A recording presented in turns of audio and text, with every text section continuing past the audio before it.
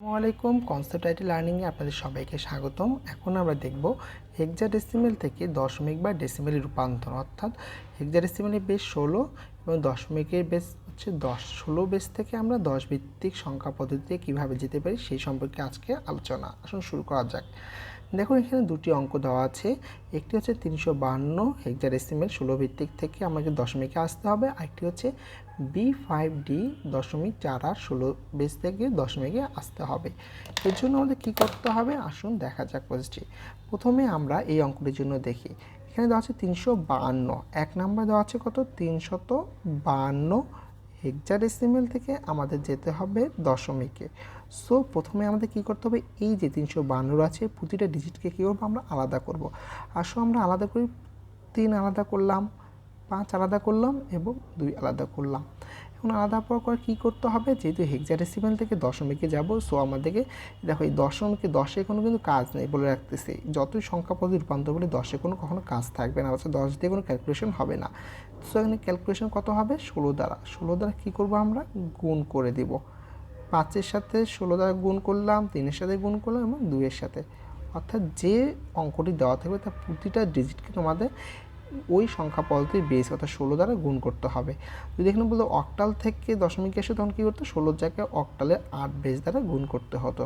এখন তো 16 দ্বারা গুণ করার পর কি কাজ শেষ না, এখন কী করতে হবে, এই 352 কি পূর্ণ সংখ্যা না, পূর্ণ সংখ্যা সবার ডান দিকে অর্থাৎ একক স্থানীয় ঘরের মান হচ্ছে 0, তারপর হচ্ছে দশক কত তোমার 2, তারপর শতকের 3, অর্থাৎ 0 থেকে বাঁ দিকে এক এক করে বাড়তে, এক 0 তারপর 1 তারপর 2, অর্থাৎ 0 থেকে বাঁ দিকে অর্থাৎ ডান দিক থেকে বাঁ দিকে এক এক করে বাড়বে। সো আমাদের যে বেজ আছে বেজের উপর কী করলাম, সব ডানের বেজটা 0 করে দিলাম, তারপর 1 তারপর 2, তাহলে কি হচ্ছে আমরা বেজের উপর কী করলাম পাওয়ার দিলাম, পাওয়ার দেওয়ার পর আমরা এই অঙ্কগুলো প্রতিটা ডিজিট যোগ করে দিলাম, অর্থাৎ 3 গুণ 16 টু দি পাওয়ার 2 প্লাস 5 গুণ 16 টু দি পাওয়ার 1 প্লাস 2 গুণ 16 টু দি পাওয়ার 0, এগুলো কী করতাম যোগ করে দিলাম সবগুলো। এখন তো এই দিকে বাঁ দিকে যদি আরও সংখ্যা থাকতো 4 5 6 থাকতো তখন কী হতো, বেসটা কী হয়ে যেত, বেজের উপর পাওয়ারটা এক এক করে বেড়ে যেত, অর্থাৎ 2 ছিল এদিকে আরেকটা থাকলে 3 হয়ে যেত। আশা করি এই পর্যন্ত তোমরা বুঝতে পেরেছো। এখন এটা আমরা কী করবো ক্যালকুলেশন করব। এখন দেখো ক্যালকুলেশন করলে কত আসতেছে, ক্যালকুলেশন করলে আসতেছে 3 গুণ 16 টু দি পাওয়ার 2, এটা ক্যালকুলেটর যদি তোমরা টিপো তাহলে ক্যালকুলেশন করলে 7 6 8 আসলো, কত আসলো 7 6 8, 5 গুণন 16, 5 16 কত 80, প্লাস 2-এর উপর 16-র উপর নট মানে কি 1, তাহলে হচ্ছে 2, তাহলে আসলে এটা আমরা যোগ করলে আসতেছে কত 850, এবং নিচে আমরা কি দিব দশমিক। আশা করি তোমরা বুঝতে পেরেছো কিভাবে আমরা তোমার হেক্সাডেসিমেল থেকে দশমিকে নিয়ে আসলাম। এখন আসলে 2 নম্বর অঙ্কটার জন্য দেখি। 2 নম্বরের অঙ্কটাকে বলা হচ্ছে B5D দশমিক 48 হেক্সাডেসিমেল থেকে আমাদের দিতে হবে দশমিকে। সো আগের মতো আমরা কি করে নেব, আগের মতোই আমরা সবগুলো অঙ্ক কী করে নেব, আগের মতোই এগুলোকে আমাদের আলাদা করে নিতে হবে, ডিজিটগুলো সব আমরা আলাদা করে নিই।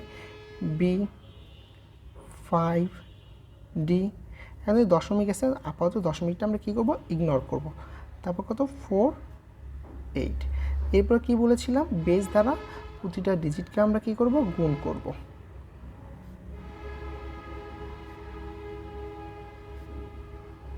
বেস দ্বারা গুণ করা শেষ। এখন আমরা কি শিখেছিলাম এই অঙ্কে, দশমিককে পূর্ণ সংখ্যার ক্ষেত্রে দশমিকের বাইরে যেটা থাকবে সেটির উপরের পাওয়ার হবে 0, তারপর এক এক করে বাড়তে থাকবে, অর্থাৎ ডান দিক থেকে বাঁ দিকে গেলে পাওয়ার কী হয় এক এক করে বাড়ে, এবং দশমিকের ডান থেকে বাইরে গেলে দশমিকের বাঁ দিক থেকে দশমিকের বাঁ দিক থেকে ডান দিকে গেলে পাওয়ার এক এক করে কমতে থাকে। সো আমরা কী করে দেখো এখানে কত ডি আছে, ডি এর উপর পাওয়ার কি 16-এর উপর পাওয়ার হবে 0, তারপর বাঁ দিকে গেলে পাওয়ার 1 বাড়লো, আবার বাঁ দিকে গেলে পাওয়ার আরও 1 বাড়লো, অর্থাৎ 0 1 2 হয়ে গেল, এবং 16-এ দশমিকের ডান দিকে কী হচ্ছে 16-এর উপর পাওয়ার 1 কমলো, তারপর আবার যদি বাঁ দিক থেকে ডানে আসছে সো পাওয়ার আরও 1 কমে গেল।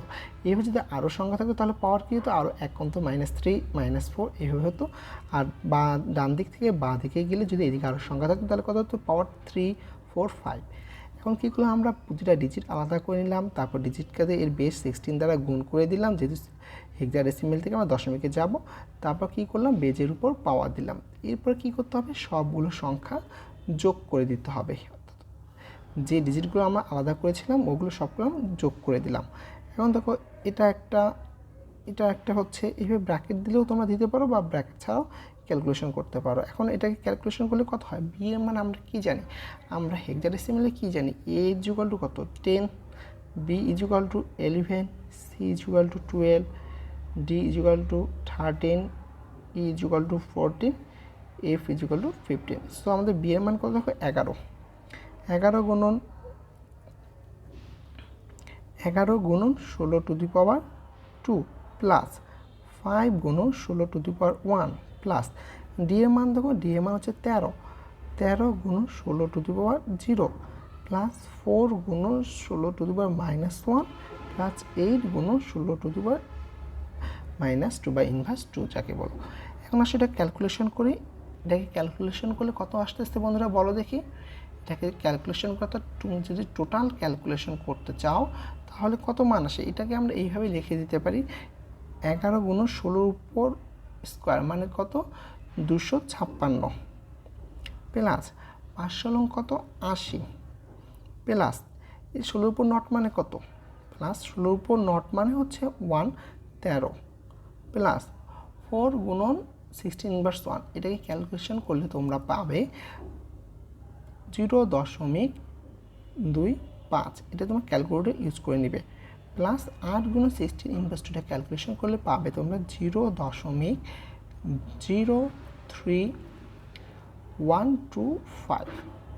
এখন সবগুলো মান আসলে আমরা যোগ করে দিই, সবগুলো মান যোগ করলে আস্তে আস্তে 2909 অর্থাৎ 2909.2812 অর্থাৎ আমরা এই মানটি ক্যালকুলেশন করলে পাচ্ছি 2909.2812 এবং নিচে আমরা কী দেবো, দশমিকের বেসটা উল্লেখ করে দেবো।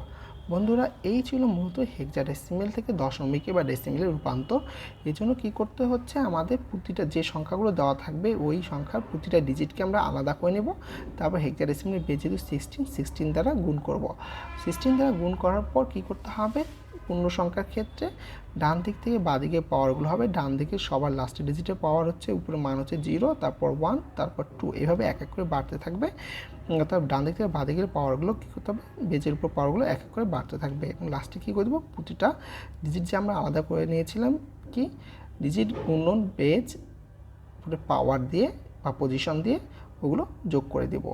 আর দশমিকের ক্ষেত্রে ছিল দশমিকের পরে যা থাকবে দশমিকটা আপনার ইগনোর করে যাব এবং দশমিকের পরের সংখ্যা ঠিক পরের সংখ্যাটি -1 বা ইনভার্স 1, তারপর ইনভার্স 2, এইভাবে এক এক করে কমতে থাকবে। বা আমরা অন্যভাবে বলতে পারি হেক্সাডেসিমেল থেকে দশমিকে রূপান্তরে প্রথমে কি প্রদত্ত সংখ্যার প্রতিটি অঙ্ককে প্রতিটি অঙ্ককে ওর নিজস্ব মান দ্বারা গুণ করব। প্রতিটি সংখ্যা দেখো 2 এর কী করলাম, নিজস্ব মান দ্বারা গুণ করলাম, তারপর ওই সমস্ত গুণফলগুলো যোগ করে হেক্সাডেসিমাল সংখ্যা পেয়ে যাব। বন্ধুরা আশা করি তোমরা বুঝতে পেরেছো এবং পরবর্তী টিউটোরিয়াল দেখার আমন্ত্রণ জানিয়ে এখানে শেষ করছি। আসসালামু আলাইকুম।